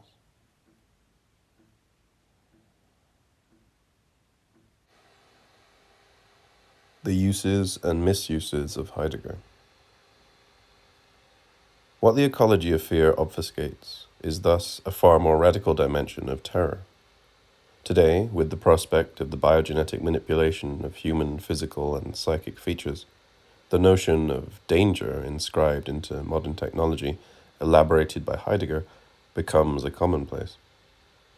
Heidegger emphasizes how the true danger is not the physical self-destruction of humanity, the threat that something will go terribly wrong with biogenetic interventions, but precisely that nothing will go wrong, that genetic manipulation will function smoothly. At this point, the circle will, in a certain manner, be closed, and the specific openness that characterizes being human abolished. That is to say, is the Heideggerian danger, Gefahr, not precisely the danger that the ontic will swallow the ontological, with the reduction of man, the da, here, of being, to just another object of science? Do we not encounter here again the formula of the fear of the impossible? What we fear is that which cannot happen, since the ontological dimension is irreducible to the ontic, will nonetheless happen. The same point is made in a cruder fashion by cultural critics from Fukuyama and Habermas to Bill McKibben, worried about how the latest technoscientific developments, which potentially give the human species the capacity to redesign and redefine itself, will affect our being human. The call we hear is best encapsulated by the title of McKibben's book, Enough. Humanity as a collective subject has to set down limits and freely renounce further progress in this direction. McKibben endeavors to specify such limits empirically. Somatic genetic therapy is still this side of the tipping point. One can practice it without leaving behind the world as we know it, since it simply involves intervention in a body formed in the old, natural way. Germline manipulations lie on the other side, in the world beyond meaning. When we manipulate psychic and bodily properties of individuals before they are even conceived, we pass a threshold into full-fledged planning, turning individuals into products, preventing them from experiencing themselves as responsible agents who have to educate, form themselves by the effort of focusing their will, thus obtaining the satisfaction of achievement. Such individuals no longer relate to themselves as responsible agents. The insufficiency of this reasoning is double. First, as Heidegger would have put it, the survival of the being human of humans cannot depend on an ontic decision of humans. Even if we try to define the limit of the permissible in this way, the true catastrophe has already taken place. We already experience ourselves as, in principle, manipulable. We just freely renounce the possibility of fully deploying this potential. In the technological age, what matters to us most is getting the greatest possible use out of everything. Does this not throw a new light on how ecological concerns, at least in their predominant mode, remain within the horizon of technology? Is the point of using the resources sparingly, of recycling and so forth, not precisely to maximize the use of everything? But the crucial point is that with biogenetic planning, not only will our universe of meaning disappear, in other words, not only are the utopian descriptions of the digital paradise wrong, since they imply that meaning will persist, but the opposite, negative, critical descriptions of the meaningless universe of technological self-manipulation also fall victim to a perspectival fallacy, for they too measure the future by inadequate present-day standards. That is to say, the future of technological self-manipulation only appears as deprived of meaning if measured by, or rather from within the horizon of, the traditional notion of what a meaningful universe is. Who knows what this post-human universe will reveal itself to be in itself? What if there is no singular and simple answer? What if the contemporary trends, digitalization, biogenetic self-manipulation, open themselves up to a multitude of possible symbolizations? What if the utopia, the perverted dream of the passage from hardware to software, of a subjectivity freely floating between different embodiments, and the dystopia, the nightmare of humans voluntarily transforming themselves into programmed beings, are just the positive and negative sides of the same ideological fantasy? What if it is only and precisely this technological prospect that fully confronts us with the most radical dimension of our finitude? Heidegger himself remains ambiguous here. It is true that Heidegger's answer to technology is not nostalgic longing for former objects which perhaps were once on the way to becoming things and even to actually presencing as things, the thing, but rather allowing ourselves to be conditioned by our world and then learning to keep the fourfold in things by building and nurturing things peculiarly suited to our fourfold. When our practices incorporate the fourfold, our lives and everything around us will have importance far exceeding that of resources, because they and only they will be geared to our way of inhabiting the world. However, all the examples Heidegger provides of keeping the fourfold in things, from the Greek temples and Van Gogh's shoes up to numerous examples from his Schwarzwald mountains, are nostalgic. That is, they belong to a world which is past, which is no longer ours. For example, he opposes traditional farming practices to modern technologized agriculture, the Black Forest farmer's house to a modern apartment block. So what would be examples that are appropriate to our technological times? Perhaps one should take very seriously Frederick Jameson's idea of reading Raymond Chandler's California as a Heideggerian world, with Philip Marlowe caught in a tension between heaven and earth, between his mortality and the divine shining through in the pathetic longing of his characters, and so on. And did Ruth Rendell not accomplish the same for British suburbia, with its forlorn back gardens, grey shopping malls, and so forth? This is also why Hubert Dreyfus's notion that the way to be prepared for the upcoming Kera, for the arrival of new gods, is to participate in practices which function as sites of resistance to technological total mobilization, is all too facile. Heidegger explores a kind of gathering that would enable us to resist postmodern technological practices. He turns from the cultural gathering he explored in The Origin of the Work of Art, that sets up shared meaningful differences and thereby unifies an entire culture, to local gatherings that set up local worlds. Such local worlds occur around some everyday thing that temporarily brings into their own both the thing itself and those involved in the typical activity concerning the use of the thing. Heidegger calls this event a thing-thinging, and the tendency in the practices to bring things and people into their own appropriation. Heidegger's examples of things that focus such local gathering are a wine jug and an old stone bridge. Such things gather Black Forest peasant practices. The family meal acts as a focal thing when it draws on the culinary and social skills of family members and solicits fathers, mothers, husbands, wives, children, familiar warmth, good humor, and loyalty to come to the fore in their excellence, or in, as Heidegger would say, their ownmost. From a strict Heideggerian position, such practices can, and as a rule do, function as the very opposite of resistance, as something that is in advance included in the smooth functioning of the technological mobilization, like the courses in transcendental meditation which make you more efficient in your job, which is why the path to salvation only leads through to full engagement in technological mobilization. The flip side of constant capitalist innovation is, of course, the permanent production of piles of leftover waste. The main production of the modern and postmodern capitalist industry is precisely waste. We are postmodern beings because we realize that all our aesthetically appealing consumption artifacts will eventually end up as leftovers, to the point that it will transform the earth into a vast wasteland. You lose the sense of tragedy. You perceive progress as derisive. In these ever-growing piles of inert, dysfunctional stuff, the growing piles of useless waste, the mountains of used cars, computers, and so on, like the famous airplane final resting place in the Mojave Desert, which cannot but strike us with their pointless presence, one can, as it were, perceive the capitalist drive at rest. Therein resides the interest of Andrei Tarkovsky's films, such as his masterpiece Stalker, with its post-industrial wasteland of wild vegetation growing in abandoned factories, concrete tunnels and railroads, pools of stale water, and stray cats and dogs wandering hither and thither. Nature and industrial civilization overlap here again, but through a process of common decay. Civilization in decay is in the process of again being reclaimed, not by an idealized, harmonious nature, but by nature in a state of decomposition.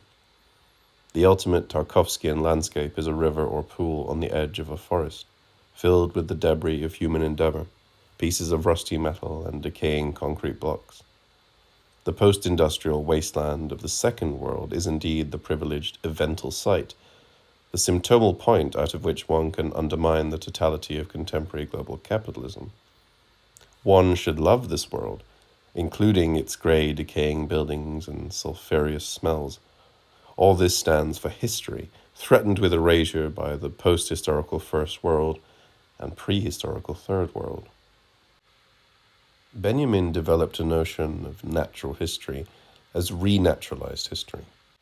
It takes place when historical artifacts lose their meaningful vitality and are perceived as dead objects reclaimed by nature, or, in the best case, as monuments of a past dead culture. For Benjamin, it was when we confront such dead monuments of human history reclaimed by nature that we experience history at its purest.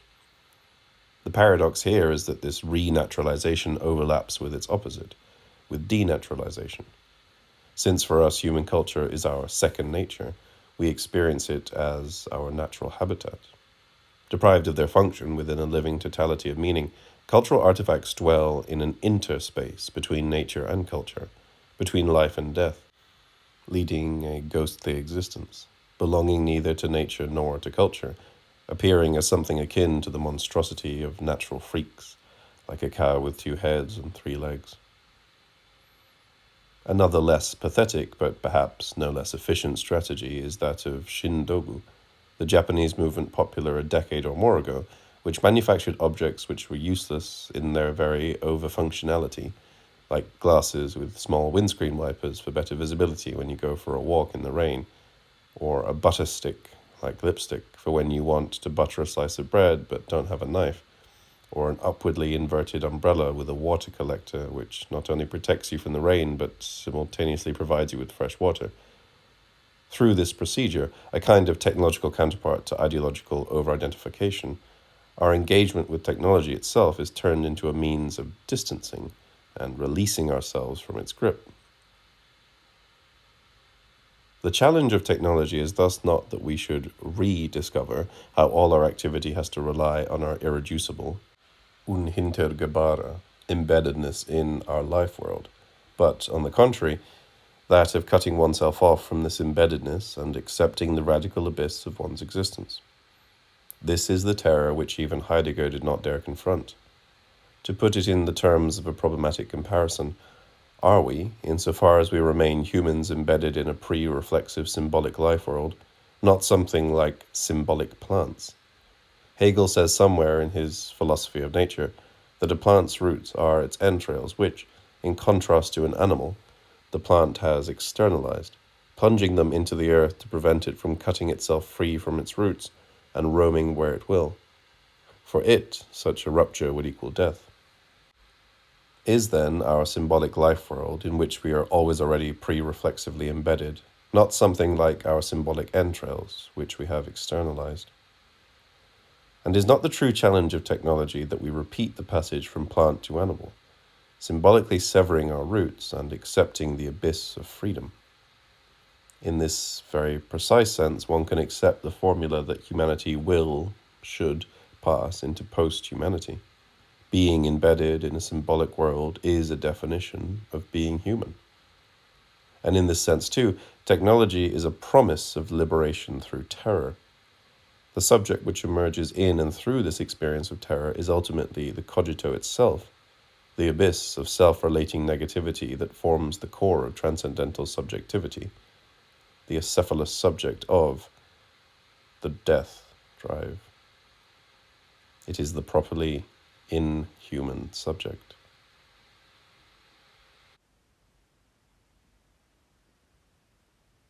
What is to be done?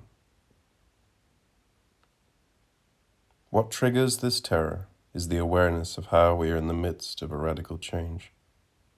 Although individual acts can, in a direct short circuit of levels, affect the higher level social constellation, the way they affect it is unpredictable. The constellation is properly frustrating. Although we, individual or collective agents, know that it all depends on us, we cannot ever predict the consequences of our acts. We are not impotent, but quite the contrary, omnipotent, without being able to determine the scope of our powers. The gap between causes and effects is irreducible, and there is no big other to guarantee the harmony between the levels, to guarantee that the overall outcome of our interactions will be satisfactory. The deadlock is here deeper than it may appear, as has been repeatedly developed by Dupuy. The problem is that the big other continues to function in the guise of second nature, of the minimally reified social system which is perceived as in itself. Each individual perceives the market as an objective system confronting her, although there is no objective market, just the interaction of the multitude of individuals. So that, although each individual knows this very well, the spectre of the objective market is this same individual's fact of experience, determining her beliefs and acts. Not only the market, but our entire social life is determined by such reified mechanisms. Scientists and technologists who keep scientific technological progress alive with their incessant activity nonetheless experience this progress as an objective constraint that determines and runs their lives. This constraint is perceived as systemic. No one is personally responsible for it. Everyone just feels the need to adapt themselves to it. And the same goes for capitalism as such. No one is responsible. All are caught in the objectified urge to compete and profit, to keep the circulation of capital flowing.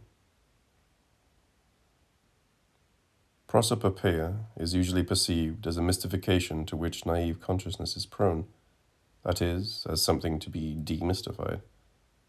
At the beginning of Monteverde's Orfeo, the goddess of music introduces herself with the words, Io sono la musica. Is this not something which soon afterwards, when psychological subjects had invaded the stage, became unthinkable, or rather unrepresentable? It is therefore all the more surprising to see objective social scientists practicing the primitive art of prosopopeia. Dupuy underlines how sociologists interpret electoral results.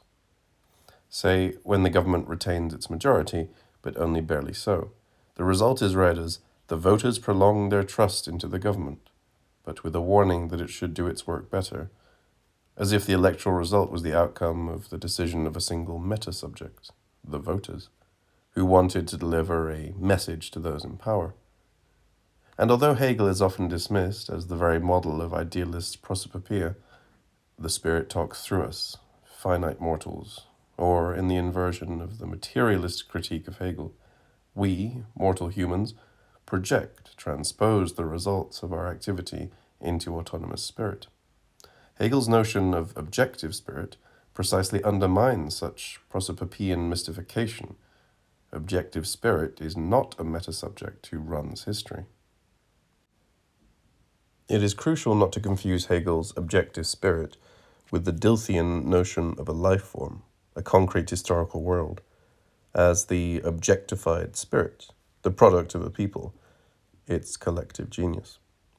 The moment we do this, we miss the point of Hegel's objective spirit, which is precisely that it is spirit in its objective form, experienced by individuals as an external imposition, a constraint even.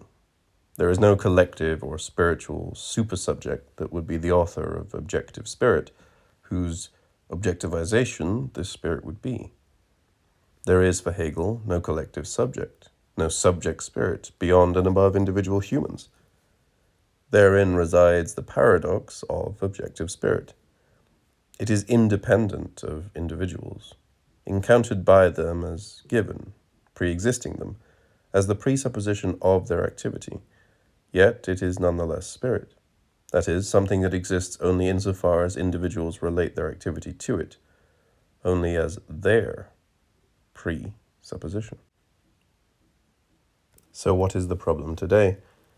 The problem is that, although our sometimes even individual acts, can have catastrophic, ecological, and so forth consequences, we continue to perceive such consequences as anonymous, systemic, as something for which we are not responsible, for which there is no clear agent. More precisely, and here we are back to the logic of the madman who knows that he is not a grain of corn, but is worried that the chickens have not realized this fact. We know we are responsible, but the chicken, the big other, has not caught on. Or, insofar as knowledge is the function of the I, and belief the function of the other, we know the real state of affairs very well, but we do not believe it. The big other prevents us from believing it, from assuming this knowledge and responsibility. Contrary to what the promoters of the principle of precaution think, the cause of our non-action is not scientific uncertainty. We know it, but we cannot make ourselves believe in what we know. Take global warming, as already noted. With all the data regarding its nature, the problem is not the uncertainty about facts, as those who caution us against panic claim, but our inability to believe that it can really happen. Look through the window, the green grass and blue sky are still there. Life carries on. Nature follows its rhythm. And therein resides the horror of the Chernobyl accident.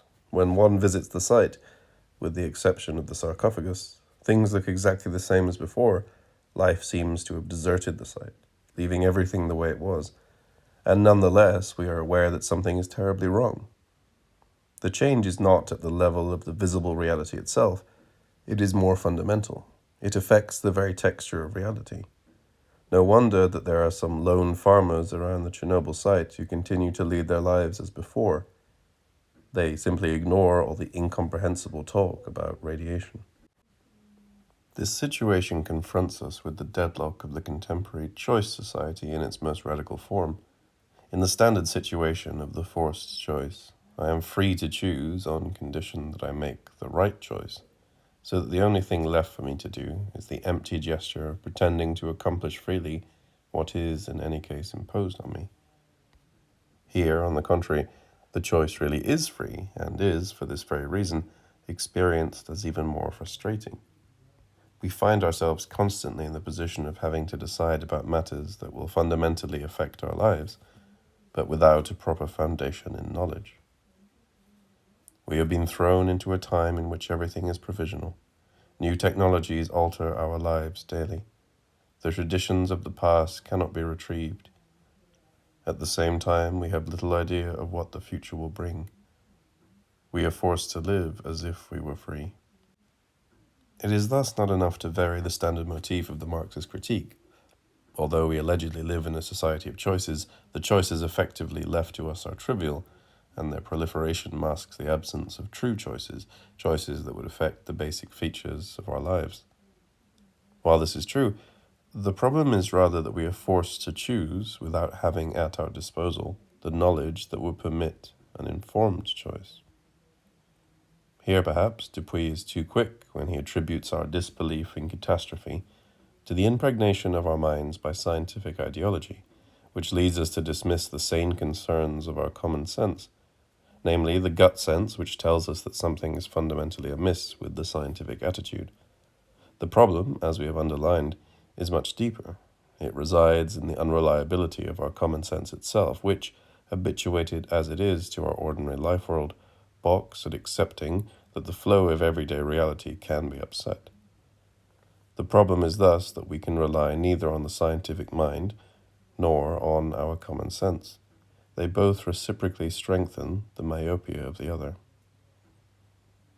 The scientific mind advocates a cold, objective appraisal of dangers and risks involved where no such appraisal is actually possible, while common sense cannot accept that a catastrophe can really occur.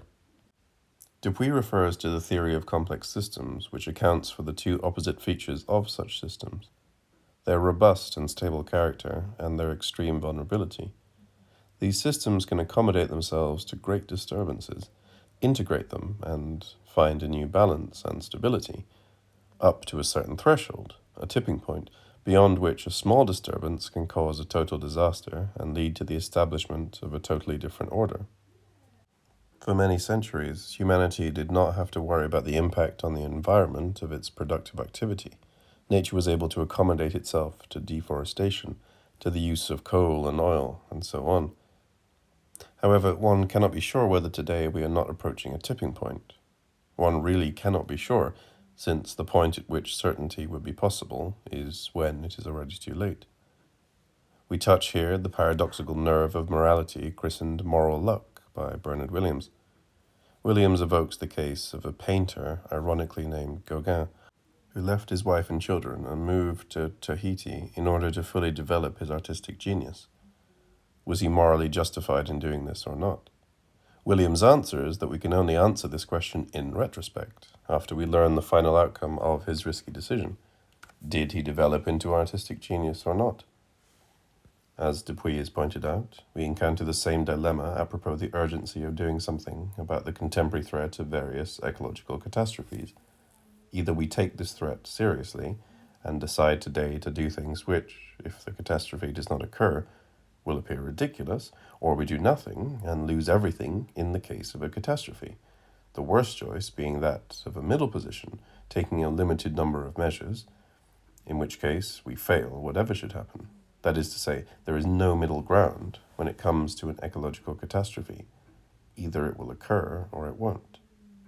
In such a situation, the talk about anticipation, precaution, and risk control tends to become meaningless, since we are dealing with what, in the terms of Rumsfeldian epistemology, one should call the unknown unknowns. We not only do not know where the tipping point is, we do not even know exactly what we do not know. The most unsettling aspect of the ecological crisis concerns the so-called knowledge in the real, which can run amok. When the winter is too warm, plants and animals misread the hot weather in February as the signal that spring has already begun and start to behave accordingly, thus not only rendering themselves vulnerable to late onslaughts of cold weather, but also perturbing the entire rhythm of natural reproduction. In May 2007, it was reported that a mysterious disease, which is wiping out America's bees, could have a devastating effect on the country's food supply. About 1/3 of the human diet comes from insect-pollinated plants, and the bee is responsible for 80% of that pollination. Even cattle, which feed on alfalfa, depend on bees. While not all scientists foresee a food crisis, noting that large-scale bee deaths have happened before, this one seems particularly baffling and alarming. This is how one should imagine a possible catastrophe, a small-level interruption with devastating global consequences. One can learn even more from Rumsfeldian epistemology. The expression, of course, refers to the well-known incident in March 2003 when Donald Rumsfeld engaged in a little amateur philosophizing about the relationship between the known and the unknown. There are known knowns. These are things we know that we know. There are known unknowns. That is to say, there are things that we know we don't know. But there are also unknown unknowns. There are things we don't know we don't know. What he forgot to add was the crucial fourth term, unknown knowns. Things we do not know that we know, which is precisely the Freudian unconscious, the knowledge which does not know itself, as Lacan used to say. If Rumsfeld thought that the main dangers in the confrontation with Iraq were the unknown unknowns, the threats from Saddam, the nature of which he did not even suspect, what we should reply is that the main dangers are, on the contrary, the unknown knowns, the disavowed beliefs and suppositions we are not even aware of adhering to ourselves. In the case of ecology, these disavowed beliefs and suppositions are the ones which prevent us from really believing in the possibility of a disaster, and they combine with the unknown unknowns. The situation is like that of the blind spot in our visual field. We do not see the gap. The picture appears continuous. Our blindness to the results of systemic evil is perhaps more clearly perceptible apropos debates about communist crimes. There, responsibility is easy to allocate. We are dealing with subjective evil, with agents who committed them, and we can even identify the ideological sources: totalitarian ideology, the Communist Manifesto, Rousseau. When one draws attention to the millions who died as the result of capitalist globalization, from the tragedy of Mexico in the 16th century through the Belgian Congo Holocaust a century ago, responsibility is denied. This just happened as the result of an objective process, Nobody planned and executed it. There was no capitalist manifesto. Ayn Rand came closest to writing it.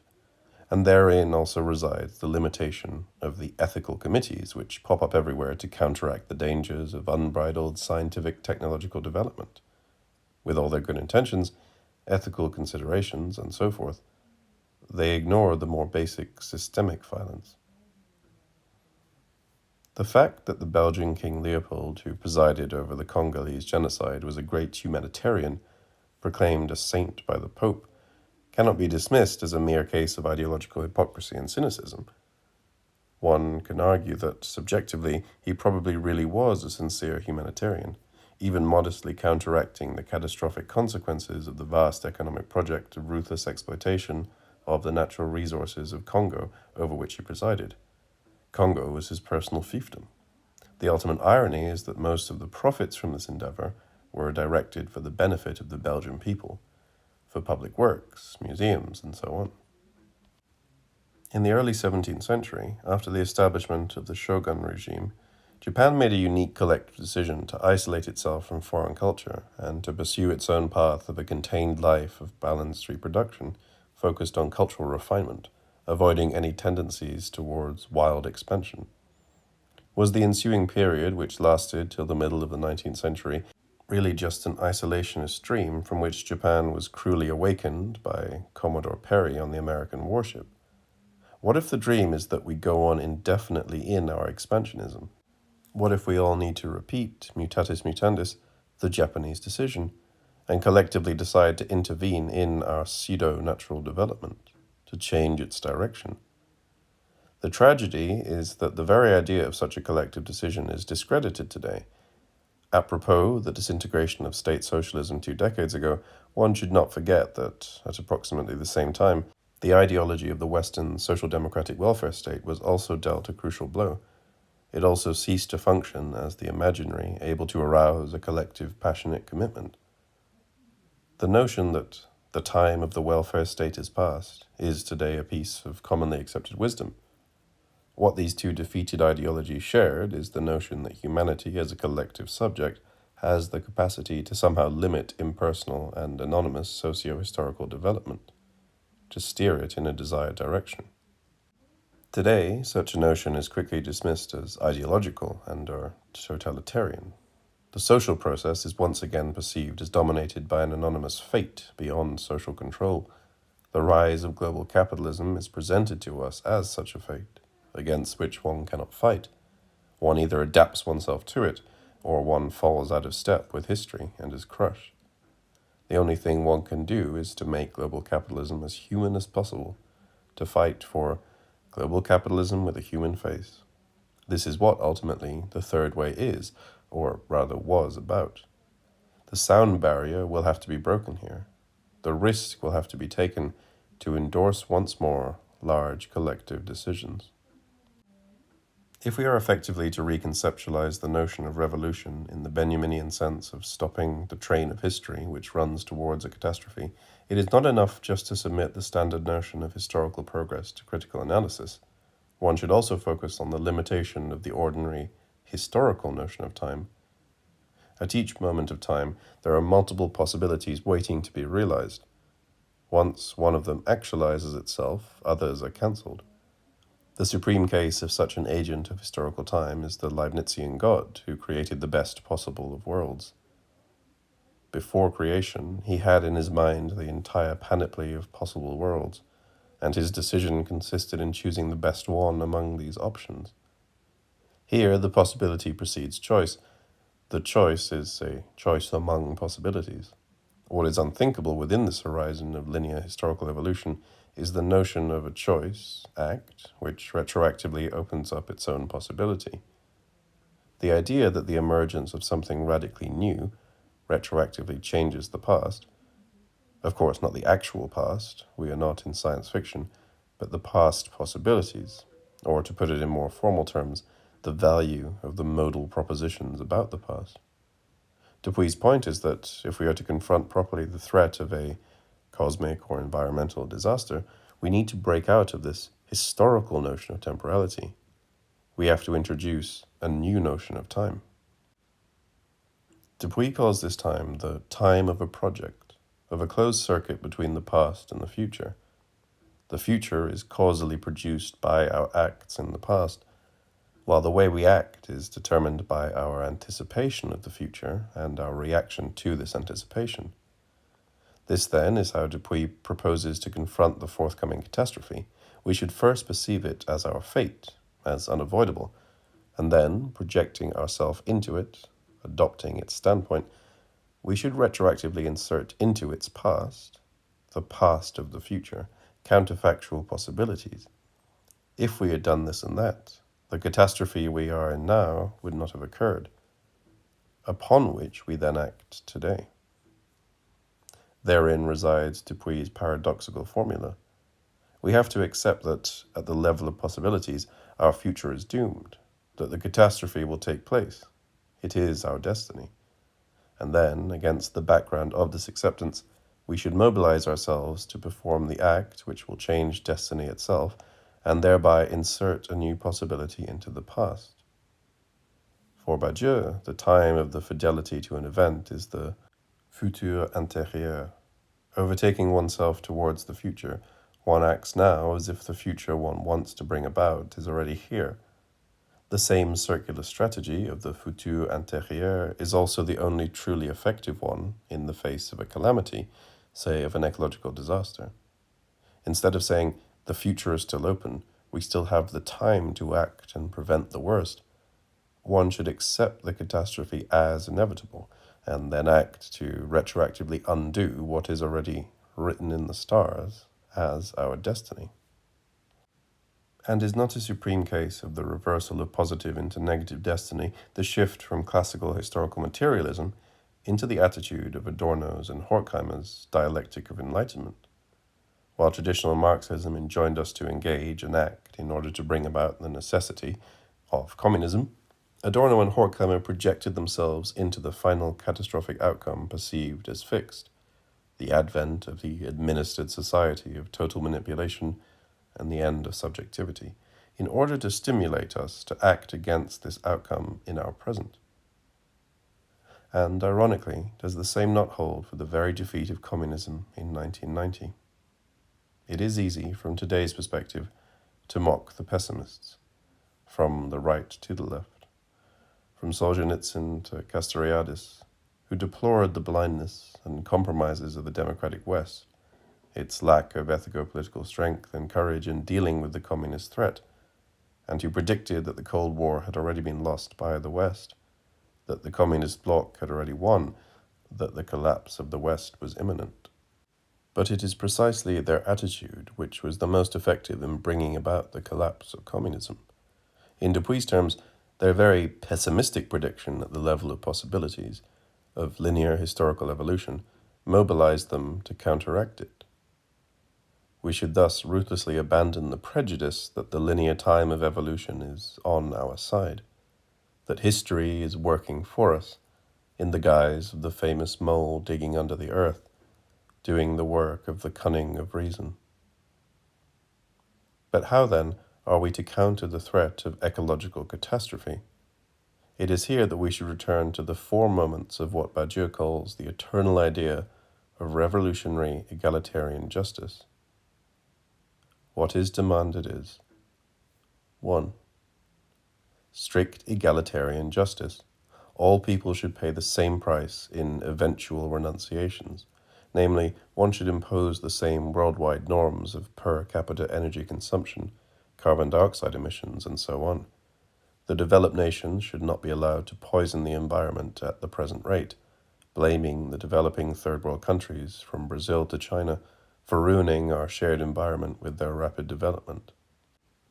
2. Terror. Ruthless punishment of all who violate the imposed protective measures, inclusive of severe limitations on liberal freedoms, technological control of prospective lawbreakers. 3. Voluntarism. The only way to confront the threat of ecological catastrophe is by means of large-scale collective decisions which run counter to the spontaneous, imminent logic of capitalist development. 4. And last but not least, All this combined with trust in the people, the wager that a large majority of the people supports these severe measures, sees them as its own, and is ready to participate in their enforcement. One should not be afraid to assert, as a combination of terror and trust in the people, the reactivation of one of the figures of all egalitarian revolutionary terrors, the informer who denounces the culprits to the authorities. In the case of the Enron scandal, Time magazine rightly celebrated the insiders who tipped off the financial authorities as true public heroes. Does, then, the ecological challenge not offer a unique chance to reinvent the eternal idea of egalitarian terror?